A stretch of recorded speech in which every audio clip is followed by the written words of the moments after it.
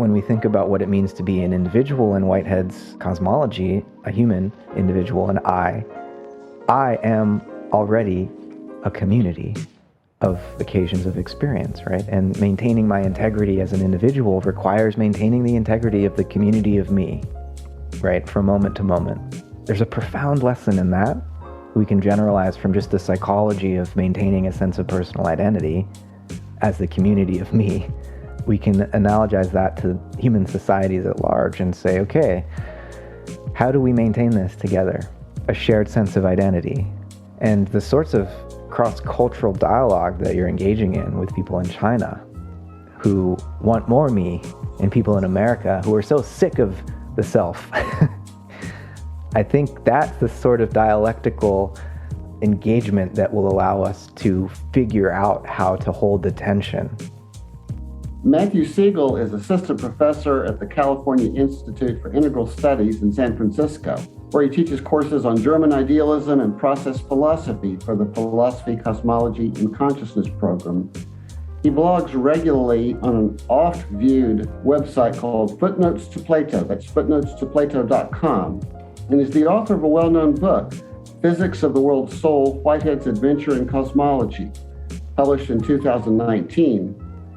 He's known to all of us in the process community as a key figure at the intersection of philosophy, spirituality, and science. One of the many things you're going to learn from Matt Segall is it is possible to think cosmologically, cosmopolitanly, and locally and caringly, all at the same time. And that if we can think that way and feel that way, we can be nourished by the depth of the past, and that includes tradition, and by the deepest hopes for the future. And he's going to give us guidance along all those lines. Enjoy. Matt, last time we talked, and I think the podcast has come out, and so that was our first podcast, and I think at the end, we decided we might like to give a try at taking some of what we talked about and turning it to contemporary cultural, political, geopolitical considerations and some of the fundamental issues in the world, not just global climate change, but the ever-present threat of nuclear war and economic inequities, the debilitating side of consumer culture, spiritually, you name it. And see if we can find ways that your interests and mine as well can help illuminate and even provide guidance. Yeah. So I'd like to hear today from you. I just would like for you to reflect as best you can, and I'll join you. And the first one is the culture wars in America. So you're in Northern California in a very liberal setting, I assume. Yeah. In which case you may be kind of immersed in one side of those cultural wars, but not exactly in conversation with the other side of those culture wars. But I won't speak for you. I'll ask you, how do the culture wars affect you, and how do you experience them? Yeah.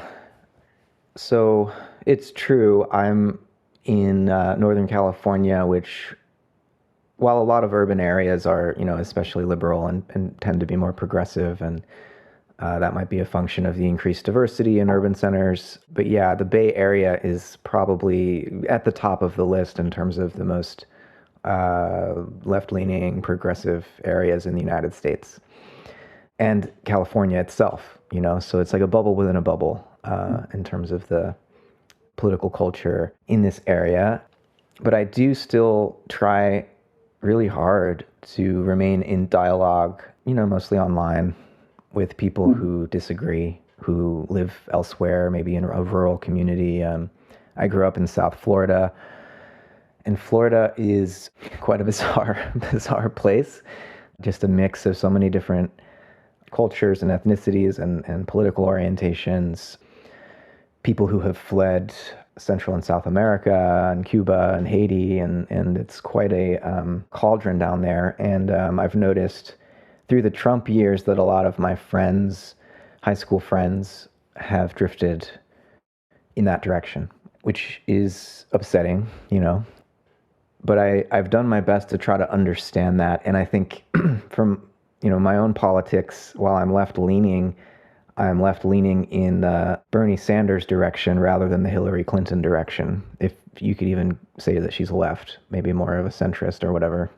And so I have had plenty of opportunities to disagree with other people who think of themselves as progressives about the best way to address both some of the cultural issues that divide the country and some of the economic disparities, how best to address them, and so on. And so while, I'm in this bubble within a bubble, in the most progressive area in the United States, I think there are different ways of being progressive and different attitudes that orient one in that sort of a political conversation. And so actually, I'd say most of my engagement is not with Trump supporters, but with people who are generally vote Democratic, but have a different sense of what's maybe pragmatic or lesser of two evils type of approach.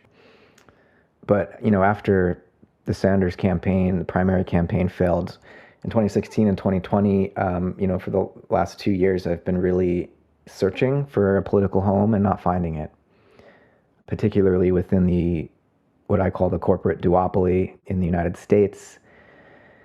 Third parties are generally systematically marginalized and excluded from debates, from media coverage. And so it's really hard to find ways to shift the conversation to talk about the issues in a way that's not just fitting into the very narrow box of acceptable discourse that Democrats and Republicans would prefer to keep it in. So yeah, that's just to lay out my own context. So I'm probably much the same boat as you are, but I am in a context where I have many face-to-face meetings with people that voted for Trump. And within my own family, there are those divisions. Yeah. And so there's been kind of a civil war inside my head and inside my family. Yeah. But we don't talk about the Civil War. Our way of managing it is to avoid the subject. As you know, I'm a kind of semi-musician, and I play music at a little country restaurant. I will play tonight, called Toadsuck Buck's Restaurant, and we play pop country acoustic. And all of the folks that come to hear me, 85%, will have voted for Trump. And during a break, I'll go down to the table. I've got to know them because I've been doing this for several years now. And I tell you, if we avoid politics, we just have so much that we love about each other. In particular music. And so it's made me wonder if there's a way to negotiate these differences that builds upon some of the joys, actually. Not just the suffering, but the joys. And then you can turn to understanding the conflicts, not just the differences, but the conflicts. But from a foundation of mutual trust at some level. So that's just where I am too. I have tended to personally to avoid the term progressive as a name for myself. It's because sometimes that becomes sloganeering and kind of arrogant to my mind. I'm progressive. How about you? Who's going to say, I'm not progressive? So, it puts people in a corner. But so I'm too looking for a political home and don't exactly find it. One thing that strikes me, Matt, is the appeal of liberal democracy in the human psyche today. The appeal of the idea that individuals have a kind of right to express their opinion, to develop their potential as individuals and as communities in its relation to nationhood. So you see Ukraine, for example. The Ukrainians want to be Ukrainian. And they want to celebrate that kind of cultural identity. And they want to do it in Western European terms that are don't have an authoritarian government. I'm not sure what to make of that alliance of liberal democracy and nationalism in light of the larger needs of the world today. Do you have any thoughts on that? Yeah, lots of them. It's hard to know where to begin, but I think what occurred to me while you were speaking in the context of the United States for a second, and then I'll talk about nationalism elsewhere. Whitehead says societies, and he means generally, metaphysically, a society can refer to humans or anything. But in the context of societies in general, a society only remains a society if it continues to ingress some dominant characteristic that defines it as such. In the context of the United States, I think it's safe to say we are the most diverse democracy in the world. I may be wrong about that, but let's just say one of the most. There are many different ethnicities and people, lots of hyphens in this country. And so the question becomes, is the founding myth of the United States attractive enough and alluring enough to allow us to remain a single society with a national identity? I'm increasingly uncertain about whether or not that is possible. I have my ideals and what I wish were possible, but I don't know if there's a way forward for the 350 or whatever it is million people that make up this body politic to continue to exist to coexist as one self-governing society. When the Constitution was framed, it was all designed by very wealthy white landowning men to protect the privilege of wealthy white landowning men. But one of the ideals, despite that clear bias, was a more local form of governance and states' rights and minimal power given to the federal government. And over the centuries, the federal government has gotten very large. And for most people, political engagement means voting every 4 years for the president and maybe some senators and congresspeople.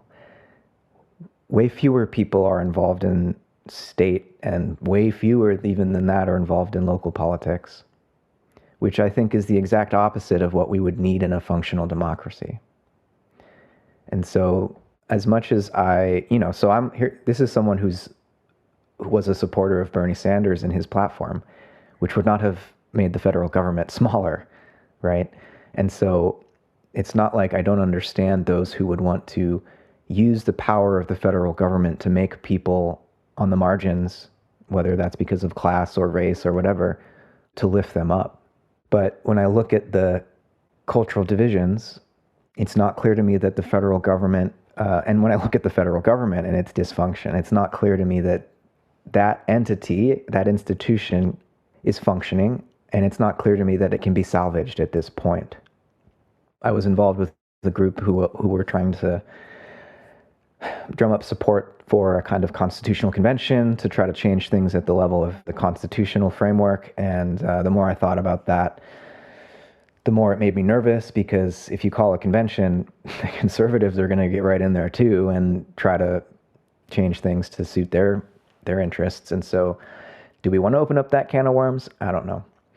At this point, I think, in light of everything I've already said, and in light of the ecological crisis and the need to shift to a more bioregional understanding of how we govern our human activities, I really think that the way forward is to focus more locally on how to govern ourselves. And that doesn't mean no federal government, but it might mean to have to let go of this ideal that somehow all of our cultural differences can be settled at the federal level through legislation. I think we need to learn how to differentiate cultural issues from political issues, where government's role is to protect the legal rights of people, and that we're all equal under the law. But that's a minimal role, and that a lot of the things that get so politicized now and lead to such intense culture wars are really not the purview of, certainly not the federal government. I mean, maybe locally. And of course, I do worry about marginalized communities living in parts of the country where there is a history of racism or sexism or homophobia or whatever. And that's a huge problem, and I don't have a solution for it. But I just don't think that the United States as a nation really is going to be able to hold together. And I don't say that lightly. I just think it's the realistic thing to say. Now, in terms of other countries like Ukraine or, Israel gets brought up a lot in this context, where is Israel a democracy or an ethno-state? It's hard to be both, at least if you think about the principles involved.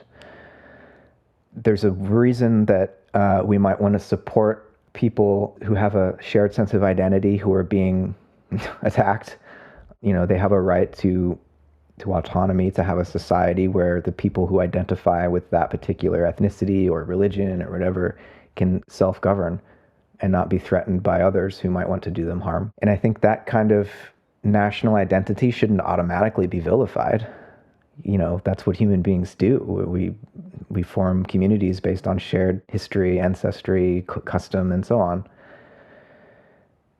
Liberal democracy has tried to articulate this view of something called universal human rights, which is very hard to be critical of until you consider the ways in which what it means to be a human being has often been narrowly defined in Eurocentric terms.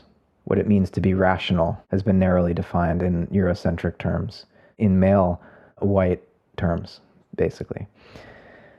So a lot of people feel like they don't identify with what the West calls human, right?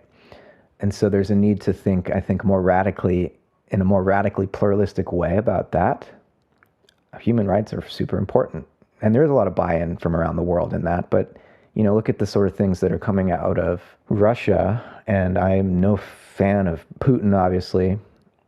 But there's a sense in which the Eurasian cultural context is different enough from the Western cultural context that they're levying critiques of what we call liberal humanism that are not all totally off base. So there's a lot here, and I don't know exactly how to move forward except to try to cultivate opportunities to have conversations about the complexity and avoiding the sloganeering that you're talking about. There are precious few opportunities to have conversations about this stuff. So I'm glad that we can at least scratch the surface here. And we may have some people listening to this podcast that need to hear this discussion, want to hear this discussion, because they yearn for some kind of conversation. You've covered a lot of bases there, and I want to go back to the United States for a moment. Let's say that progressives realize that there can be legitimate critiques of big government, both in its bureaucracy and in its assumption of authority that is best left at a local level. So that would be the principle of subsidiarity, championed by Catholics, for example, where if a decision is to be made, all things considered, find the local level where it can be made, because that's where the people are. Yeah. And so let's say you're a progressive and you say, well, there's some truth in that principle of subsidiarity. I do want to learn to think not just globally, but locally, and build up the local community where I am. And maybe that's kind of where the action is. And so it's local government, to be sure, but civic organizations, to be sure. What does progressivism look like when it accepts the principle of subsidiarity? What is it still about? Because it's no longer about kind of big government solves all problems. It recognizes the distinctiveness and the importance of the local. What then makes it still progressive? Whitehead can help us here. He says, on the one hand, he'll say things like the pure conservative is fighting against the essence of the universe. On the other hand, he'll warn, he doesn't use the term progressives, but, he means those who would want to seek to realize ideals in their present-day society that have not been realized before to improve things. But he'll warn progressives that, don't saw off the limb of the tree that you're sitting on. A lot of the social habits and the institutions that have developed over centuries and millennia are achievements of a kind of social order that if you try to just pretend like you could redesign society from the ground up, you might unleash chaos. So this is the problem with to paint in broad brush strokes, the liberal conception of the human being, from like John Locke or something, that we're just blank slates and we can be, through education, totally reconstructed in terms of our outlooks and our everything from our, sexuality to our rationality, And I think that's such a disembedded, abstract conception of what it is to be a human being, that the danger is this sort of liberal conception makes it seem like, oh, well, if only, we could wipe the slate clean and start fresh, everything would be perfect and we'd have a utopia. And I think Whitehead's warning is that we're inheriting emotions and instincts and patterns from the past that shape who and what we are, and that there is no way to imagine that we could cut ourselves off from that and just reconstruct some ideal situation. As much as we might want to improve society, we have to do so from where we are, right? And not imagine we could bootstrap ourselves into a utopia. And sometimes revolutionary politics, progressive revolutionary politics, doesn't, I think, pay enough attention to the ways in which things could be much, much worse than they are. A response there, and then we'll just keep going. I appreciated your naming the things we inherit from the past that are part of our very existence in the present, locally and other levels too. And you said emotions and customs and histories and cultural traditions.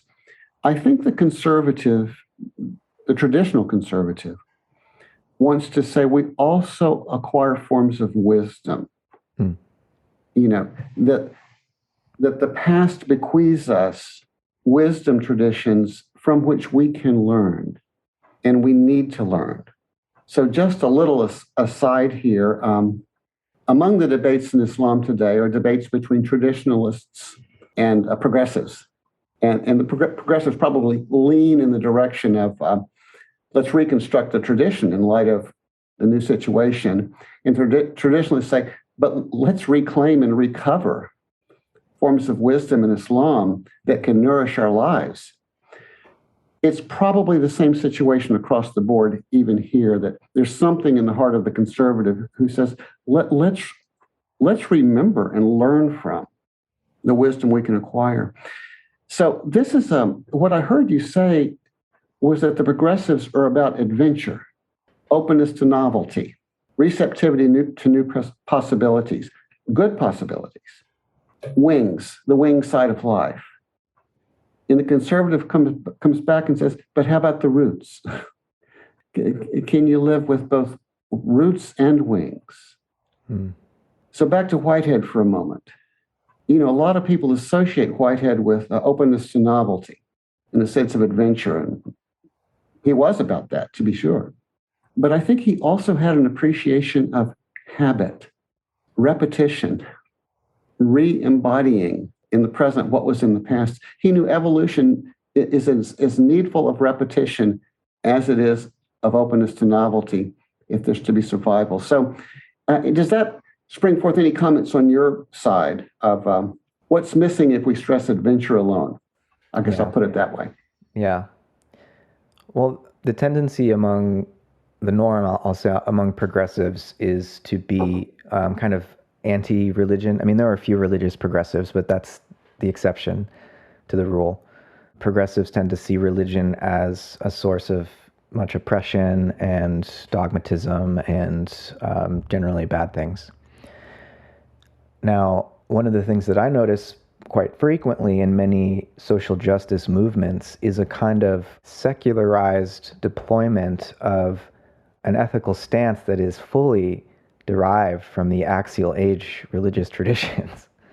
And while some Christian institutions have not lived up to the teachings of Christ, right, obviously, there's a deeper religious impulse that is clearly, as far as I can tell, rooted in this Christian tradition, that many progressives who are fighting for social justice and racial justice and so on are unknowingly inheriting.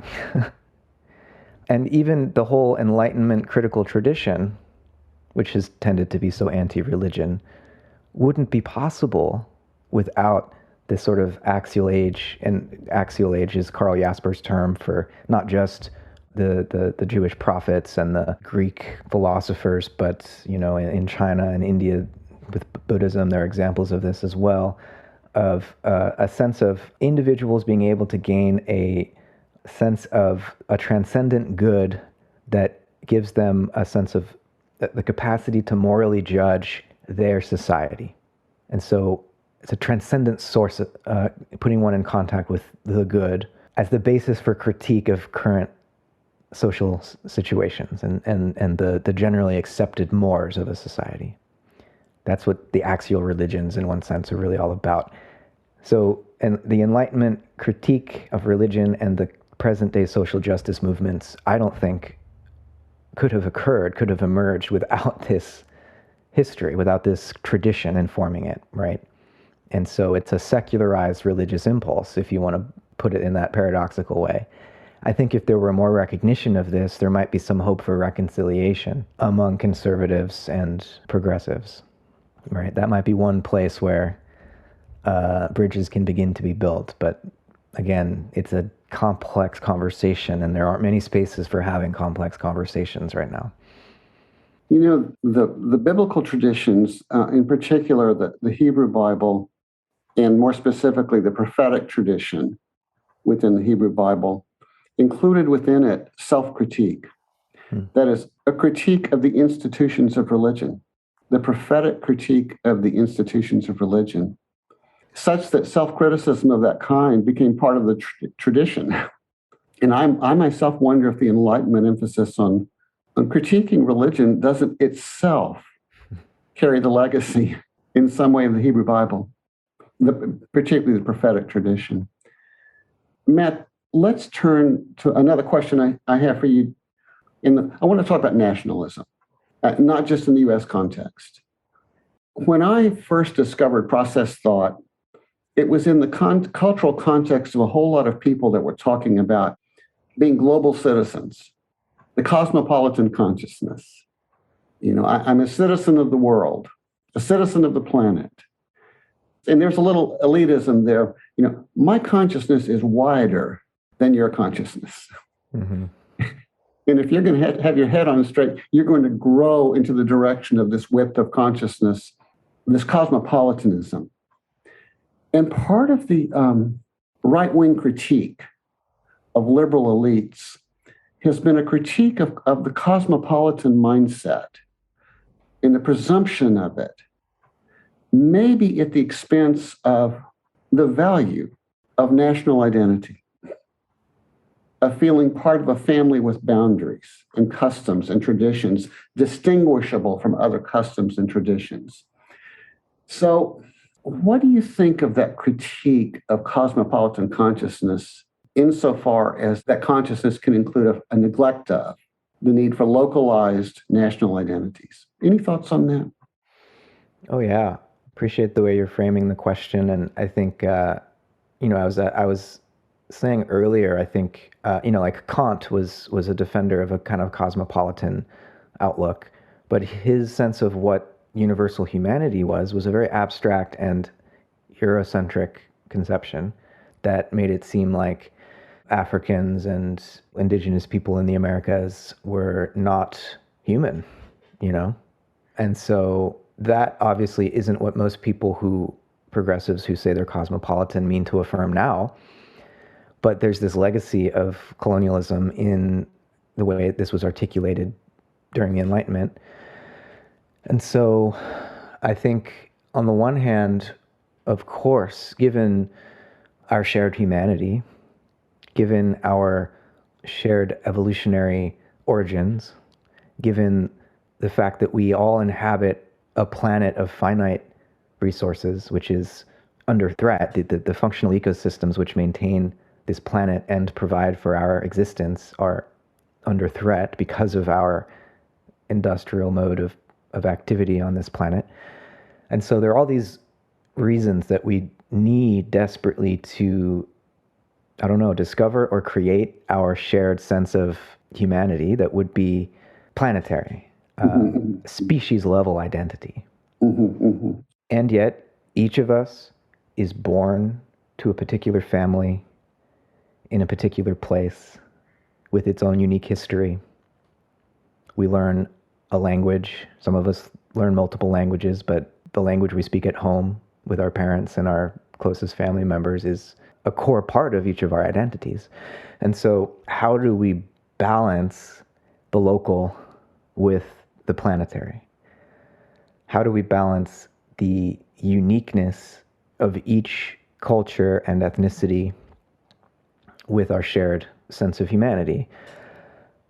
Now, I'm biased because I've grown up in the context of a very liberal, in the broad classical sense of the term, society. And so I tend to think that individuality is an important value. And by individuality, I don't mean the typical like Lockean sense of a totally autonomous self.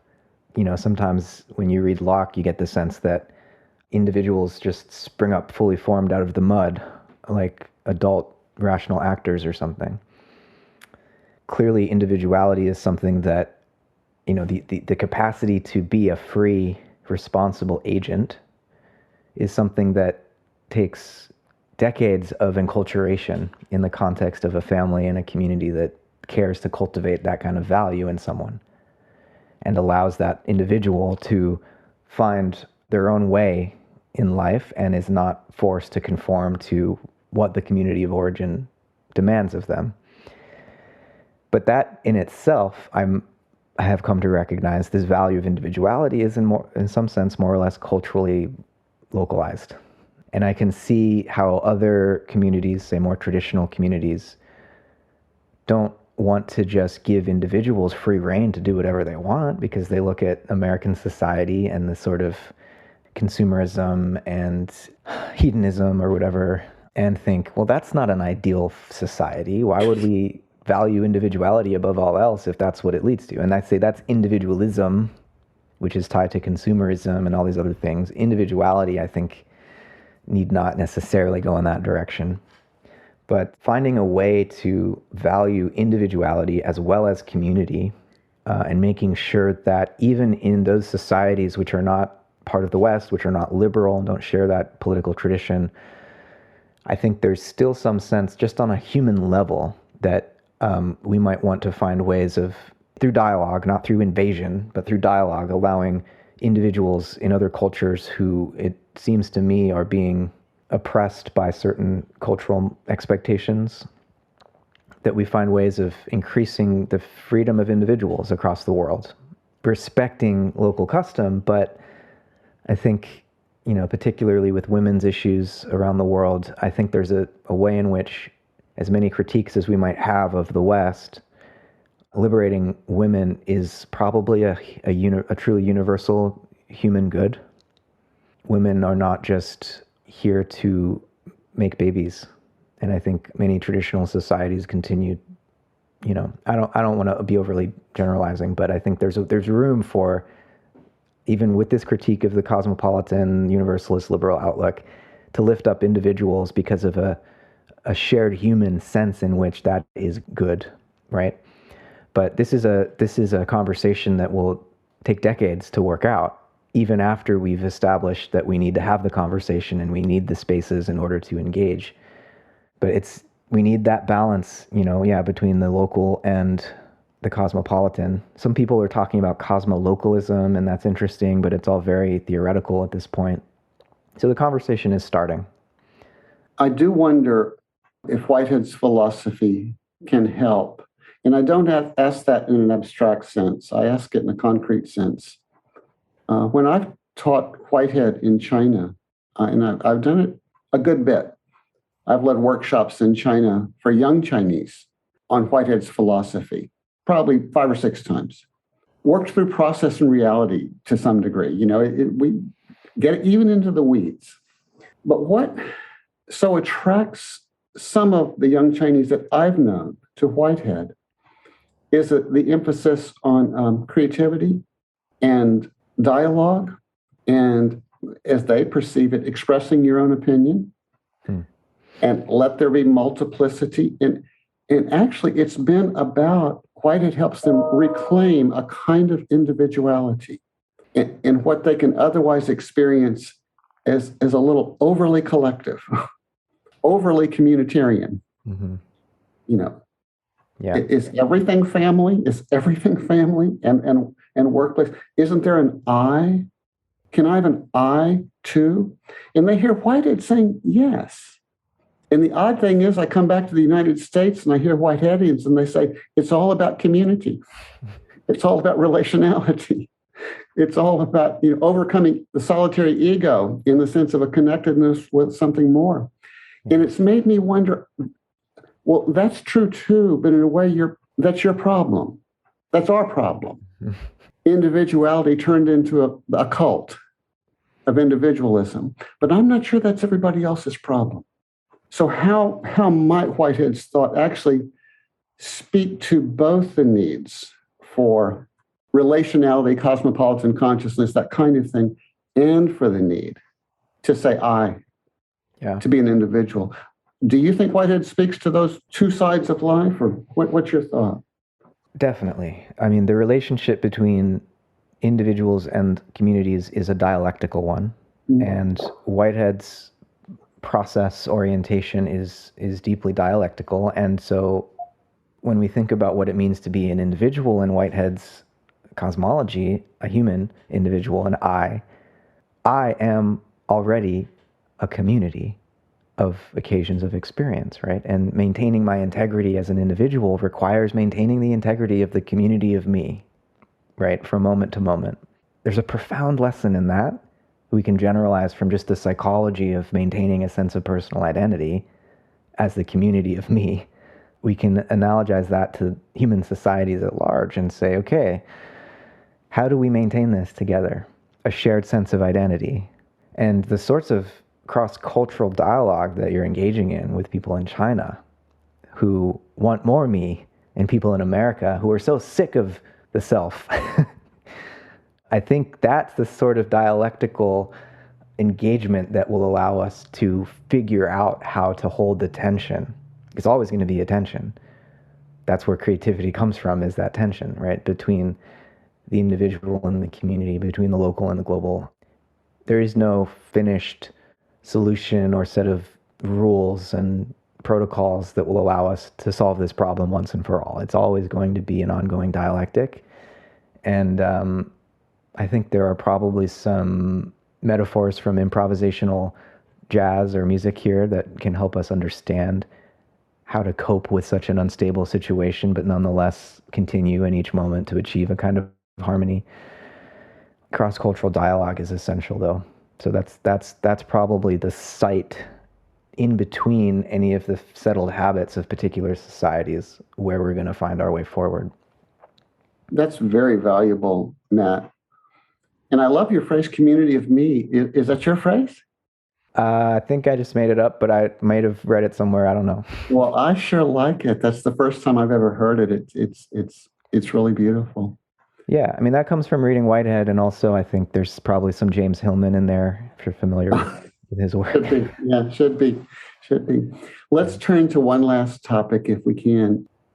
I'd like to talk about the planet and the web of life on Earth, and the call to include within the wide side of our consciousness a sense of planet loyalty. Loyal to the human, to be sure, and to the more than human. So John Cobb calls that Earthism, and he thinks that the spiritual tradition of Earthism, which has many faces, is the primary competitor today to what he calls economism, which is organizing life on the basis of economics. So he truly thinks we should organize life as best we can out of a sense of planet loyalty. And he thinks our survival depends on it. He doesn't think this would be a nice thing. He truly thinks that we're on a train headed toward a cliff, a disaster, and the only real option is Earthism. I'm going to assume that you're about Earthism, that you favor Earthism, Matt. If you don't, you're free to say so. But if you do you see much hope for it? Do you see it a borning in our time? Do you see something like that?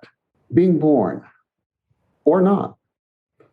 And if so, is it too late or not? Yeah. I don't say this lightly, but I think it's going to get worse before it gets better. And so often we don't realize what we have until we've lost it. And I think the Earth community, Gaia, is very resilient. And we can really and have messed it up. But it will recover. The good news from the study of the history of the Earth is that after each of the 5 prior mass extinctions, a few million years later, more diversity of life emerged. It's an incredibly resilient community that we're talking about here. That actually, when you step back and look at evolution as a whole, it thrives on adversity. And so that's not to say full steam ahead. And I would even, to follow up on your metaphor of the train, we've gone off the cliff. Let's be honest about it. Right now, if we're serious and honest, the challenge is to build some kind of a softer landing pad for the crash that's coming. It's almost hospice work. Something's going to die. And so we shouldn't be naively optimistic about what's possible at this point. Because despite all of the warning bells going off, scientifically speaking, and geopolitically and socially, in all the ways that many of our geopolitical crises and social problems are downstream of the ecological catastrophe. It's going to get worse before it gets better, but I do think when things have gotten bad enough that the elites can't pretend that everything's going to be okay or that they can remain insulated. And I don't think we're that far from that point, actually. Then we will start to see change. Only when it's clear that business as usual cannot continue. And so, James Lovelock, who developed the Gaia hypothesis with Lynn Margulis and others, I don't know what his current point of view is. I think he's still alive. He's over 100. But I think maybe a decade ago in one of his books, he was saying that, maybe by 2100, after massive devastation, after a large portion of the human population has been wiped away and there's a few 100 million people left, we can begin to rebuild in the northern part of the planet where the climate will still be bearable, and then have a kind of Earth-centric worldview, learning the lesson of the industrial catastrophe. And so I think it will get worse before it gets better, but I do think human beings will survive. And I think now, in addition to the work of building that trampoline to catch us, when the train that's already off the cliff approaches the ground, we can plant this sort of philosophical and spiritual and cultural seeds that will help people to rebuild. But I don't have hope that we can save the present civilization, nor do I know that we really want to. Mm-hmm. And the current structures and systems are so far gone. They're just literally blind to the crisis. The capitalist economy can't see the collapse of ecosystems. It doesn't even register, right? And if it does, the solution is, we'll let the market find the technological fix. And in that kind of a situation, there's just so much momentum and money and power. We're not going to stop this train. So I'm pessimistic in the short term, but optimistic in the long term, I guess. In the short term, I hear what you're saying, so I'm not going to argue against that in the least. But you do get up each morning, and you do have seeds of hope within you just to get up, actually. I think that there's always there's some possibility. What gives you hope, even now, in light of that scenario for the future? I think that there is a divine power at work in the world.